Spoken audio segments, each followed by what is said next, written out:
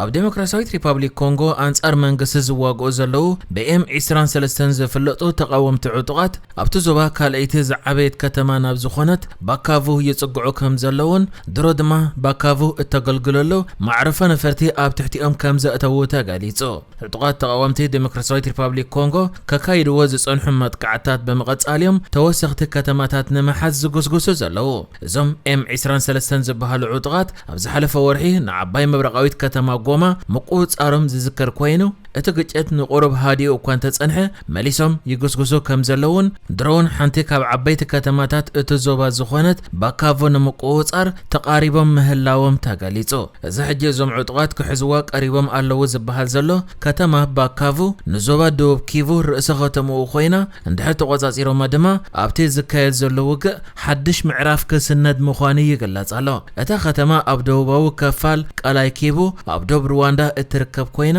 ኣብቲ ዞባ ዝዕደን ማዕድናት ከምኡ ድማ ካልእ ሸቐጣት ካብ ናብ ዝመሓላለፈላ ኣገዳሲት ከተማ እያ። ዓርቢ ንግሆ እዞም ዕጡቃት ንሸነኽ ሰሜን ካብ ከተማ ባካቮ 30 ኪሎ ሜትር ርሕቀት ኣብ ዘሎ ማዕረፈ ነፈርቲ ከም ዝኣተው ዕላው ድሕሪ ምግባሮም እቲ ኩናት እንዳገደደ ዝመጽእ ኮይኑ ሰራዊት ኮንጎ ከምኡ ድማ ንዕኦም ዝድግፉ ዘለው ምልሻታት ድማ ካብቲ ከባቢ ንድሕሪት አንሳሒቦም ከም ዘለውን ነዞም ኤም 23 ዝበሃሉ ዕጡቃት ድማ ክብድህዎም ከም ዘይከኣል እዩ ዝሕበር። ይኹን እምበር እታ ከተማ ገና ኣብ ትሕቲ ቁጽር ዞም ዕጡቃት ዘይኣተወት ዘላ ብምዃና ኣብ ኣፍ ደገ እታ ከተማ ሓያል ኩናት ይቕጽል ከም ዘሎ ማዕከና ዜና ኣጋዊሕን ኣለዋ። ኣብ ቦምበር ሕብረት ኣፍሪቃ ሙሳ ፈኪ ብዛዕባ እቲ ዘሎ ኩናት ኣመልኪቱ ቅድሚቲ ኣብ ኣዲስ ኣበባ ዝካየድ ዋዕላ መራሕቲ ኣፍሪቃ ኣብ ዝሃቦ መግለጺ ኩናት መፍትሒ ናይቲ ሽግር ኣይክኸውን እዩ ዝርብ ክካየድ ኣለዎ፣ ስምዕ ምቁራጽ ተኹሲ ክግበር ኣለዎ፣ ብደረጃ ኣፍሪቃ ከዓ እዚ ጉዳይ ኣቓልቦ ተዋሂብዎ ኣሎ፣ ስምዕ ምቁራጽ ተኹሲ ክግበር ድማ ተስፋ ኣለና ኢሉ።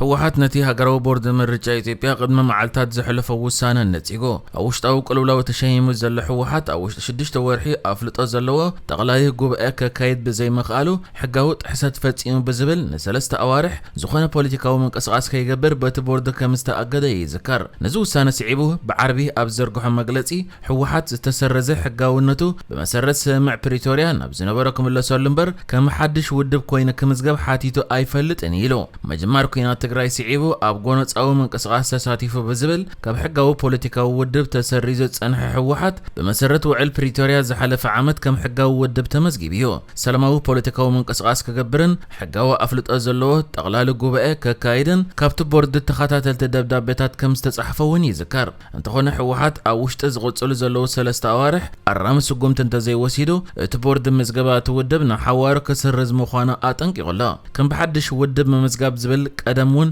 ከም ዘይሓተቶ ዘይተቐበሎን ከም ዝነበረ ዘዘኻኸረ መግለጺ ህወሓት ግን ቦርድ ምርጫ ኢትዮጵያ ሰርዞ ኣይሰርዞ ካብ መፈለምቲ እውን ሕጋዊ ቅቡልነት ስለ ዘይነበሮ ትርጉም ሕጊ ዘለዎ ኣይኮነን ክብል ነቲ መጠንቀቕታ ነጺጎሎ። ጉዳይ ምምላስ ሕጋውነት ብዝርብ ምፍታሕ ምስ መንግስቲ ፌደራል ጻዕሪ ክገብር መጽንሑን ካብ ክልቲኡ ወገን ጉጅለ ተጣይሱ ኣብ ጽቡቕ ዝበሃል ምርዳእ ከም ዝተበጽሐን እቲ መግለጺ የመልክት። እዚ ኣብ ዝግበረሉን ዝኾነ ዓይነት ሕጋዊ ርክብ ኣብ ዘይተመሰረተሉን ኩነታት ቦርድ ምርጫ ኢትዮጵያ ኣብ ጉዳይ ህወሓት ኢዱ ንምእታው ዝኸደ ዘሎ ርሕቀት ሕጋዊ ከም ዘይኮነን ንሃገርን ህዝብን ከም ዘይጠቅምን ህወሓት ግልጽ ክገብር ይደሊ ክብል እውን ኣፍሊጡሎ። መንጎ ህወሓትን መንግስቲ ፌደራልን ዘሎ ርክብ ብመሰረቱ ጉዳይ ስምዕ ፕሪቶርያን ፖለቲካን ከም ዝኾነ ብምጥቃስ ዝኾነ ይኹን ኣካል ናብ ቴክኒካዊ ጉዳይ ኣውሪዱ ኢዱ ብምእታው ከበላሽዎ እንተደኣ ገይሩ ተሓታቲ በዓሉ እምበር ንህወሓት ከም ዘይምልከትን ንመዋዕልትና መንግስቲ ኢትዮጵያ ሰብ ብጽሒት ግልጽ ንገብር እውን ክብል ኣብቲ መግለጺኡ ህወሓት ሓቢሩሎ። ብተወሳኺ እውን ኣብ ትግራይ ዝተመርጸ መንግስቲ ንክህሉ ዝኽእል ስራሕ ብዝምልከቶም ኣካላት መንግስቲ ኢትዮጵያ ብህጹጽ ክፍጸም ጻውዒት ኣቕሪቡሎ። ኤርትራን ኣህጉራዊ ስምዓትን መብጽዓትን ክብሪ ከም ዘለዋን ኣብቲ ንሳ ዘላትሉ ዞባ ድማ ከምዚ ዓይነት ባህርያት ዘለዋ ሃገር ምርኣይ ሳሕቲ ከም ዝኾነን ፍለይቲ ከም ዝኾነትን ብምግላጽ ንኤርትራ ኣብቲ ዞባ ብዘለዋ ክብርታት ጸብለል ዝበለት ከም ዝኾነት ዝገልጽ ጽሑፍ ብሚኒስትር ዜና የማነ ገብረ መስቀል ኣብ ትዊተር ወይ ናይ ሕጂ ኤክስ ተዘርጊሑሎ። የማነ ገብረ መስቀል ኣብቲ ዘርጊሕዎ ዘሎ ጽሑፍ ኤርትራ ኣብ ፖለቲካዊ ባህላ ሓያል ዝኾነ ናይ ቅንዕና ባህል ኣለዋ። ناهجرا وحقتاتن زفرمتهم سماعاتن بأمنتها التقتل كم مس يمن كومدما مسي إثيوبيا زتفرمه كأياد وسانة دما كم أبنت كتقاسي كال زي توفاينت زي أمنت تهاجر بعمق قد زتسرتيو مانغو بوليتيكاو كبرتات إيرتران ولقاو أكايدا حزبان دما نصور متأثر على تهاجر حق انك تاونتن بمختالية تفلات قنعنا زي بلو أي تزاربنيا بعده مبصعات دما أي تأتنيا زين إيرترا زلوا كبرتات كأ أبز زوبا أي ترياني خا بوزحات بوليتيكاويان جوجلتات مبزحت إجزية ندقاوت الوا أبز جزء زلوا زوبا حدا جزيون اتم أزيوم أمنا سعبتي نايوت حيلتات نمخان أبزوا دادرولو زلوا زوبا زبهريات زمر أي ساحتي بمبال نيرترا زموجوسن زدن نقن صحفيو أغمي تزلا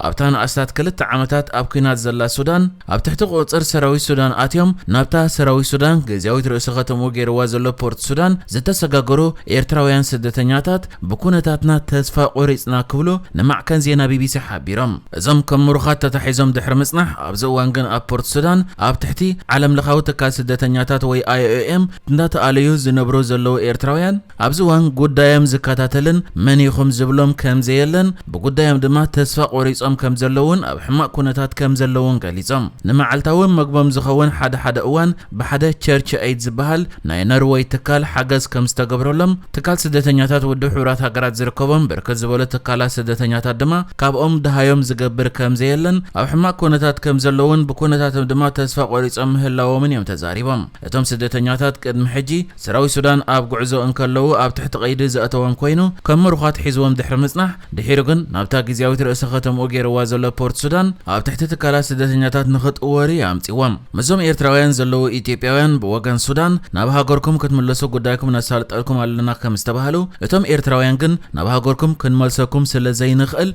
قدايكم نايودو حورات هاقرات تكالا سدتنياتات يمزير إيوه كم استبهلو جن اتم نايودو حورات هاقرات تكالات دهايوم كم زي قبرون أبزوان كأب زعبا كونتاتهم زحتت زخونا أكال كم زيلن أب حما كونتات كم زلوون قاليزم اتي حاجز كوبم تثبيت زقبرلو تكال سدتنياتات ودو حورات هاقرات وي UNHCR أبزوان زخونا حاجزات كم زي قبرلهم زلون كاب صروي زستما آتي حسكا كساب نايزبلا عم مقبي سأقامات كم زلوهم زم سدتنياتات نمع كان زينا BBC حبيرهم اللو كم زفلت بورت السودان حانت كابتن إيرترا زغربا ودبات سودان كوينا زم سدتنياتات كأبو وغان سودان ناب إيرترا أخت ملسو آي تخولوني خمزة تبهالو لمخنيات إيرترا بقديتها زملس سدتنيات سلازي تقباليو زم سدتنياتات أب تمجمرتا أب ستتحزو الأوان كم مروخات أم محبرو قصات إنترنت تزرقيهم أكوان تنبرو دحيرقن سراوي السودان سدتنياتات مخانم مسفلته نابتا جزياوي ترسخت موغير وازلو بورت سودانيو أساقاقيرو نابتكالا سدتنياتات ودو حورات هاقرات زركبم يخون بر اتم ناي سدتنياتات تكالات ودو حورات هاقرات يتزقبا متحقاس كم زي قبرو لمزلون أبزوان دمه بقودايم تزفا قريص أمه اللاوميم نمع كان زينا BBC زد تزاربو